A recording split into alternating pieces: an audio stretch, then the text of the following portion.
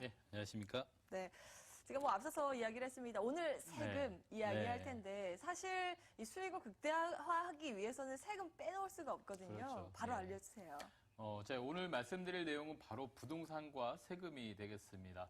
자, 부동산에서 투자하는 데 있어서 가장 중요한 부분들이 여러 가지가 있습니다. 뭐 입지 여건 또는 뭐 개발 호재, 그리고 또 전체적인 부동산 흐름, 이런 것도 여러 가지 있겠지만 우리가 세금을 알고 부동산에 투자한다라면 투자 수익도 예를 들어 절세를 잘했을 때 두 개의 수익을 한꺼번에 올릴 수 있는 그런 가능성도 있다는 것이죠. 그리고 또 세금에 대한 부분을 모르고 진행했다가 자금 사정에 대해서, 자금 흐름에 대해서도 또 낭패를 보는 경우도 상당히 있습니다. 그렇기 때문에 오늘 우리가 부동산을 취득에서부터 양도까지 어떤 세금이 있는지를 한번 살펴보는 시간 가져보도록 하겠습니다. 자, 제목 오늘 부동산과 세금입니다. 자, 세금은 크게 취득할 때 내는 세금과 그리고 보유하면서 내는 세금, 그리고 매매를 하면서 양도하면서 내는 세금 세 가지로 나눠질 수가 있겠습니다. 자, 일반적으로 취득을 한다라면 취득세금이라는 취득세라는 것을 내게 되고요. 또 상속이나 증여를 받을 때도 취득세를 낸다라는 점을 알고 계시면 좋을 것 같습니다. 또 보유하고 계시면서도 내는 세금들이 있죠. 보유하시면서도 재산세라든가 또 일정 부분의 금액 이상의 부동산을 갖고 계시는 분들은 종합부동산세나 또는 임대소득이 발생하면서 내는 소득세, 그리고 또한 부가세라는 것이 있습니다. 주택에는 없지만 일반 상업부동산이나 영업용 부동산에 붙는 부가세라는 게 또 있고요. 또 양도할 때 많은 분들이 아시는 양도소득세라는 게 있습니다. 이렇게 세 가지 종류가 세금이 있겠는데요. 자, 취득세부터 한번 살펴보도록 하겠습니다. 자, 취득세라는 거는요, 주택과 주택이 아닌 거 이렇게 두 가지로 생각하시면 되겠는데, 일반적으로 주택 같은 경우에는 예전에도 감면 규정이라는 게 있었습니다. 일반적으로 취득세는요, 그냥 4%대다라고 생각을 하시면 되는 거고요. 주택은 거기서 50% 감면에 또 50% 감면이라는 게 있었지만 지금은 영구적으로 감면이 돼서 이제는 지금 보여드리는 표가 거의 정해졌다라고 보시면 되겠습니다. 그래서 주택 같은 경우에는요, 금액이라든가 면적에 따라서 이 취득세율이 달라지게 되는데요.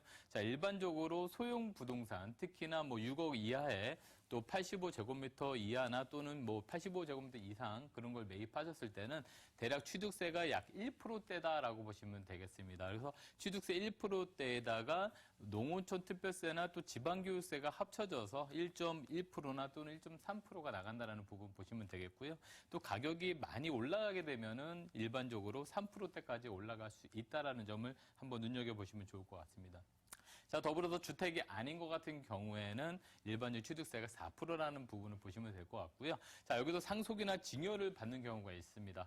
부모님한테 상속을 받거나 또는 증여를 받았을 때 취득세율이 같은 좀 전에 말씀드린 주택은 1%대였었는데요. 자, 상속이나 증여를 받게 되면 취득세율이 다소 높다라는 부분을 하나 더 참조적으로 알고 가시면 좋을 것 같습니다. 자, 보유하면서 내는 세금, 좀 전에 말씀드렸을 때 보유하면서 내는 세금 재산세라는 건 누구나 다 알고 계실 것 같습니다. 자, 재산세는요, 일반적으로 건물분하고 토지분하고 나눠서 납부를 하시게 되는데요. 이 재산세 자체를 반반씩 나눠서 낸다라는 식으로 생각하시면 될 것 같습니다. 또한 여기서 중요한 것이 바로 과세 기준일이다라고 보시면 되겠는데, 자, 매년 6월 1일이 되겠습니다. 자, 매년 6월 1일이 기준으로 되기 때문에, 자, 6월 1일을 기점으로 소유권을 갖고 계시는 분이 재산세를 납부하신다라고 보시면 되겠죠. 자, 그렇다면 만약에 지금 5월 달입니다. 그래서 5월 31일 날 잔금을 치르고 소유권 이전을 넘겨주셨다라고 하면 매수자, 새로 사시는 분이 재산세를 내야 될 것이고요. 파시는 분이 만약에 6월 1일이나 2일 날 잔금을 치렀다라고 하시면 매도자, 팔았던 분이 재산세를 내야 된다라고 보시면 되겠습니다. 지금처럼 5월달, 6월달 기점에서는 그래서 이 재산세 때문에 이 잔금에 대한 기준일을 정확하게 하시는 것이 좀 중요하다라고 보시면 되겠습니다. 또 보유하시면서 내는 세금 중에서는요, 또 종합부동산세라는 게 있습니다. 종합부동산세가 있는데요. 자, 종합부동산세라는 것은 일정 부분의 부동산을 이상 가지고 있게 되면은요, 거기에 따른 재산세 같은 것처럼 초과되는 부분에 대한 어떤 세금을 내는 부분이 되겠는데, 이 종합부동산세도 역시나 6월 1일이 과세 기준일이라는 걸 한 번 더 보시면 좋을 것 같고요. 자, 이 과세 기준에 대해서 과세 대상 주택의 공시지가, 그러니까 매매가가 아니고 이 공시지가를 기준으로 해가지고 6억 원이 넘어가게 되면 그 부분에 대해서 종합부동산세, 일명 종부세를 납부해야 된다라고 보시면 되겠습니다. 자, 그렇지만 1가구 1주택자인 경우에는 9억 원을 초과했을 때만 종합부동산세가 나온다라고 보시면 되겠습니다. 그래서 1가구 1주택자는 공시지가가 9억 원 넘었을 때 나오는 거고 1가구 1주택 이상 되는, 2주택 이상 되는 사람들은 6억 원에 대해서 나온다라고 보시면 되겠습니다. 자, 예전에 과거에는 부부가 합산한 금액이 6억 원이나 9억 원을 넘어가면 세금이 나왔는데 지금은 인별, 그러니까 사람별로 이 금액을 초과됐을 때 나온다라는 걸 한번 보시면 되겠습니다. 자, 많은 분들이 지금 이제 임대소득세가 앞으로 과세될 거에 대한 어떤 두려움과 또는 기대와 여러 가지를 갖고 계시는데요. 자, 부동산 임대소득세에 대해서 한번 살펴본다면, 자, 2천만 원 이하냐 이상이냐라는 것을 좀 보시면 좋을 것 같습니다. 자, 2천만 원이라는 것은 바로 1년을 기준으로 얘기를 하는데요. 자, 1년을 기준으로 해서 2천만 원 이하가 되면은 세금이 없는 비과세로 가실 거고, 그 이상이 된다면 세금이 이제 과세된다는 점을 좀 아시면 좋을 것 같겠습니다. 그래서 향후에는 지금까지는 계속 유예되고 있는데요. 나중에 임대소득세가 발생을 하게 된다면 그 2천만 원이라는 기준으로 좀 한번 보시면 좋을 것 같겠습니다. 그래서 2천만 원 이하라고 했을 때는 단일 세율로 해가지고 약 우리가 계산해 보면 약 2천만 원 정도의 그 월세가 들어왔을 때는 1년에 한 56만 원 정도의 소득세가 발생할 것으로 보이고요. 2천만 이상 낸다라면 우리가 양도소득세처럼 구간별로 누진세로 내기 때문에 소득세에 대한 부분들이 좀 더 커질 수 있다라는 것을 한번 보시면 되겠습니다. 자, 우리가 임대소득세에 대해서 또 한번 말씀드릴 수 있는 게 바로 주택임대사업자라는 건데요. 자, 최근 들어서 이제 부동산에 투자하시는 분들, 특히 오피스텔이나 이런 다른 부동산 투자하시는 분들이 이 주택임대 사업자에 대한 부분들을 많이 얘기를 들어보셨을 겁니다. 그래서 막상 내가 사업자를 내보지 않거나 또는 낼 필요가 없을 때는 그냥 흘려 들으시다가 내가 오피스텔이나 또는 다세주택을 사게 된다면 그때는 뭔가 필요한 그런 정보가 되겠죠. 그래서 왜 주택임대 사업자를 사람들이 자꾸 내는지 그 부분에서 잠깐 장점과 단점을 좀 말씀을 드리도록 하겠습니다. 자, 첫 번째로는 주택임대사업자 내는 가장 큰 이유 중에 하나가 바로 취득세 감면입니다. 자, 취득세. 우리가 주택 같은 경우에는요, 좀 전에 6억 원 이하나 또는 85제곱미터 이하 같은 경우에는 1%대의 세금을 내는 걸로 알고 있습니다. 그렇지만 오피스텔 같은 경우에는 취득세가 보통 4.6%를 내야 됩니다. 그래서 통상적으로 만약에 약 2억 원 정도의 오피스텔을 구입하신다면 이 취득세만 해도 약 1,000만 원 정도 가량 나오기 때문에 부담이 안 될 수가 없습니다. 따라서 이 주택임대사업자를 내시게 된다면 취득세를 감면받을 수 있다는 것이 되겠는데 여기서 특징적인 게 바로 최초 분양받는 부동산에 대해서 감면을 받는 겁니다. 기존 주택에 대해서 감면받는 게 아니고요. 최초로 분양하는 부동산, 주택 또는 주택으로 간주되는 것들에 대해서 이 감면을 받는 거고요. 예전에 작년까지는 100% 다 감면 받았지만 올해서부터는 200만 원 초과하게 되면 자기 부담률이 약 15% 있다는 부분을 알고 가시면 좋을 것 같고요. 자, 두 번째로는 바로 재산세 감면이 되겠습니다. 자, 재산세를 감면받을 수 있기 때문에 좀 전에 말씀드린 것처럼 그 매년 발생하는 재산세에 대해서 감면을 받을 수 있고요. 제일 중요한 것이 바로 주택수에 산정이 되지 않는다라는 점이 되겠습니다. 자, 일반적으로 1가구 1주택은요.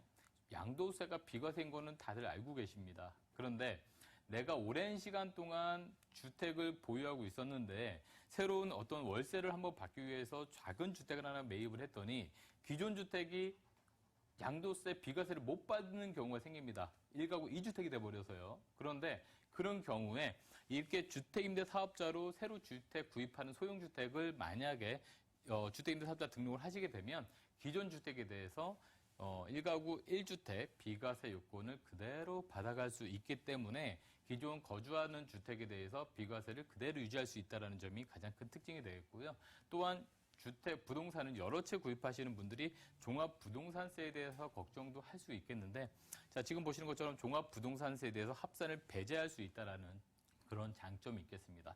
하지만 이런 모든 어떤 혜택을 드리기 위해서는 이렇게 임대 사업자를 계속 유지를 해주는 것이 무엇보다 중요한데 일반 의무 기간이 4년입니다. 그렇기 때문에 4년 동안 유지를 해주지 못한다라면 취득세라든가 재산세 감면 받은 거를 또 이렇게 환불을 하셔야 되는 그런 부분이 생기겠고요. 그렇지만 양도소득세나 이런 종부세에 대한 부분은 국세입니다. 그래서 국세 같은 경우에는 5년을 또 지켜주셔야 또 이런 혜택도 받을 수 있다는 것이 특징이 되겠습니다. 자, 혹시 주거용 오피스를 분양받았을 때 자, 주택임대사업자로 갈 것이냐 또는 일반 임대사업자로 갈 것이냐 약간 고민이 생기신 분들이 상당히 많습니다. 예전에는 우리가 오피스텔 살 때 무조건 일반 임대사업자로만 갔었는데 이제는 주거용 오피스텔도 주택임대사업자를 낼 수 있기 때문에 고민을 할 수밖에 없는 상태인데요. 자, 일반 임대사업자 같은 경우에는 여기서 한번 풀어봤을 때 예를 들어서 2억 원이라는 분양가가 되었을 때요. 우리가 취득세라든가 부가세라는 부분을 한번 볼 수가 있겠는데, 자, 일반 임대사업자를 낸다라면 부가세에 대한 부분을 환급을 받습니다. 부가세를 환급을 받을 수가 있겠는데요. 자, 일반적으로 주택임대사업자를 내게 되면 이 부가세에 대한 부분은 그대로 납부를 하셔야 됩니다. 자, 여기서 주택임대사업자는 좀 전에 취득세를 감면받을 수 있다라고 말씀을 드렸습니다. 그리고 또 이 일반 임대사업자는 취득세를 내셔야 됩니다. 자, 그렇다면 나중에 결론적으로 차이는 둘 다 분양가 2억 원에 세금을 합쳤을 때는 둘 다 2억 1천만 원이라는 돈이 납부가 되겠는데 주택임대사업자와 일반 임대사업자 차이점이라면 주택임대사업자는 보통 주거용으로 세를 줄 수 있다는 것이고요. 일반 임대사업자는 주거용으로 사용할 수가 없습니다. 원래는 없습니다. 그렇기 때문에 업무용으로만 사용을 해야 되기 때문에 그런데 일반적으로 우리가 오피스를 주거용으로 사용하는 경우가 상당히 많습니다. 그래서 만약에 업무용으로 사용해야 되지만 주거용으로 사용하다가 만약에 발각이 됐을 때는 이 부가세 환급받은 것을 다시 환불을 하셔야 되는 부분이 생기기 때문에 마음 편하게 주택으로 그냥 임대사업자를 내시는 것도 좋다라고 보시면 되겠습니다. 자, 부가세는 10%가 들어가기 때문에 매매하실 때도 건물분의 10% 그리고 임차인한테도 10%를 받아서 나중에 납부하는 방식으로 가야 됩니다.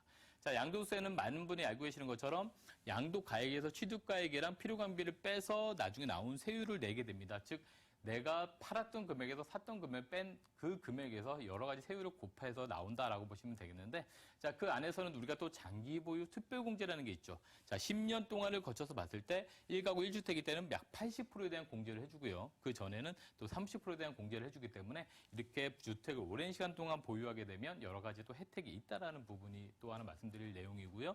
또 양도세도 많은 분들이 양도세 그냥 무조건 얼마 나와요? 이렇게 물어보시는 분들이 많은데요. 양도세는 말씀드리는 것처럼 내가 얼마를 양도소득을 올렸느냐, 얼마를 벌었느냐에 따라서 세금을 내는 겁니다. 즉 적게 벌면 적게 내고요. 많이 벌면 많이 내는 세금이지 무조건 얼마예요? 라고 물어볼 수는 없다라는 것이 특징이기 때문에 대략적으로 내가 얼마에 사서 얼마 팔았는지 아시면 대략적인 세금은 나올 수 있다라고 보시면 되겠습니다.